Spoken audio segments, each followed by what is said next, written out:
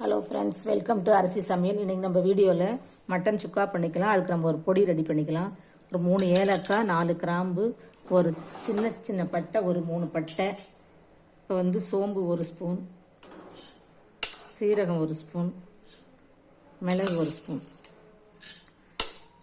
ஒரே ஒரு இலை. இப்போ நம்ம இதை வறுத்துக்கலாம், ட்ரை ரோஸ்ட் பண்ணிக்கலாம். கொத்தமல்லி 1 ஸ்பூன் போட்டுக்கலாம். கருவேப்பிலை 1 இனுக்கு. இதை நம்ம நல்லா வறுத்துட்டு மிக்சியில் பொடி பண்ணிக்கலாம்.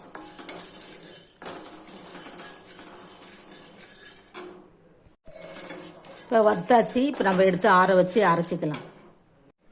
ஃப்ரெண்ட்ஸ், மட்டன் சுக்காவுக்கு நான் மட்டனை 5-6 விசில் விட்டு அவிச்சு வச்சுருக்கேன். இதில் நான் தனி மிளகாத்தூள், கரம் மசாலா, கொஞ்சமாக இஞ்சி பூண்டு பேஸ்ட் போட்டிருக்கேன். இப்போ நம்ம சுக்காவுக்கு வறுத்த பொருளை மிக்சியில் அரைச்சிக்கிட்டேன். இதில் நான் கொஞ்சம் போல் 1/2 ஸ்பூனுக்கு தனி மிளகாய் தூள் சேர்த்துக்கிட்டேன் காரத்துக்காக.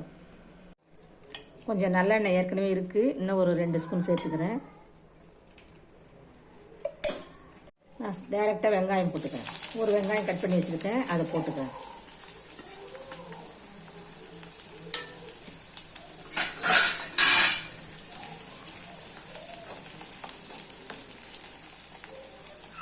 நான் ஒரு கொத்து கருவேப்பிலை போட்டிருக்கேன். இப்போ இஞ்சி பூண்டு பேஸ்ட்டு கொஞ்சம் போட்டுக்கலாம்.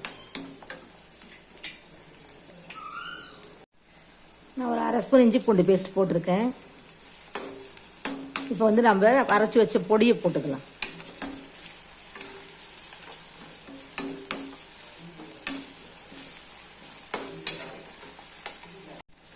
நான் இந்த மட்டனுக்கு தகுந்த உப்பு போட்டுக்கிறேன். ஒரு சின்ன ஸ்பூனால் ஒரு 2 ஸ்பூன் போட்டுருக்கேன்.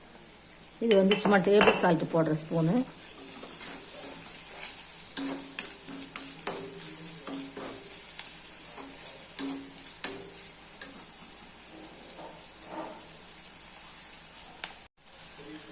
இப்போ நம்ம அரைச்ச பொடியை ஒரு 3 ஸ்பூன் போட்டுக்கலாம்.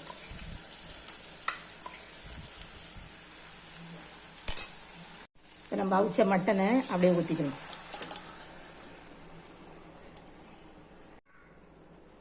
இப்போ இந்த தண்ணி வத்துற வரைக்கும் நம்ம மூடி வச்சுக்கலாம். நம்ம சிம்மில் வைக்க வேணாம், ஏற்கனவே வெந்த கறி, ஃபாஸ்ட்டாகவே வச்சுக்கலாம். ஃப்ரெண்ட்ஸ், நம்ம ஒரு 4 பல் பூண்டு, இஞ்சி ஒரு துண்டு இப்போ நசுக்கி வச்சுருக்கோம். இதையும் போட்டு இப்போ கலந்துக்கலாம். இதை போட்டு ஒரு 5 நிமிஷம் கிளறி விட்டு நம்ம இறக்கிக்கலாம். நான் மல்லி இலை, புதினாலாம் போட்டுட்டேன்.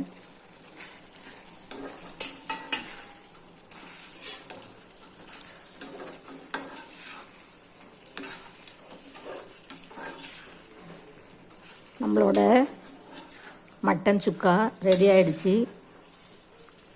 நம்ம இப்படியே விட்டாலும் விட்டுக்கலாம், இல்லை நம்ம இன்னும் கொஞ்சம் வத்துற மாதிரி வச்சாலும் வச்சுக்கலாம்.